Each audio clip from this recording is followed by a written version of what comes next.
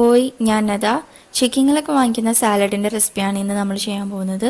അപ്പോൾ ഇത് 100% ഷോപ്പിൽ നിന്ന് വാങ്ങിക്കുന്ന ടേസ്റ്റ് ആയിരിക്കില്ല, ഒരു 90% ഒക്കെ ഷോപ്പിൽ നിന്ന് വാങ്ങിക്കുന്ന ആ സെയിം ടേസ്റ്റ് ഉണ്ടായിരിക്കും. അപ്പോൾ നമുക്ക് ഇതെങ്ങനെ ഉണ്ടാക്കാൻ നോക്കാം. നമുക്കിത് വീട്ടിൽ സിമ്പിളായിട്ട് ഉണ്ടാക്കാൻ പറ്റും.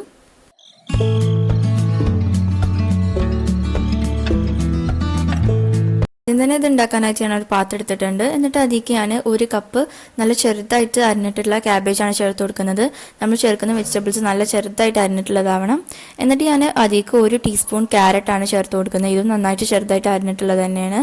എന്നിട്ട് നമുക്ക് ഇത് ചേർത്ത് കൊടുത്ത ശേഷം ഇത് തമ്മിൽ നന്നായിട്ടൊന്ന് മിക്സ് ചെയ്തെടുക്കാം, 2 വെജിറ്റബിൾസും കൂടി.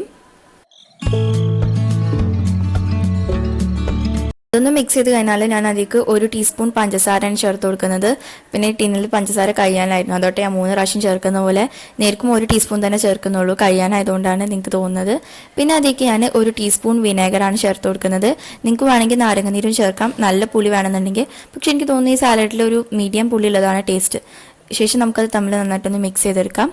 പിന്നെ നമുക്ക് ഇതിലേക്ക് 3 ടീസ്പൂൺ മയോണൈസാണ് ചേർത്ത് കൊടുക്കേണ്ടത്.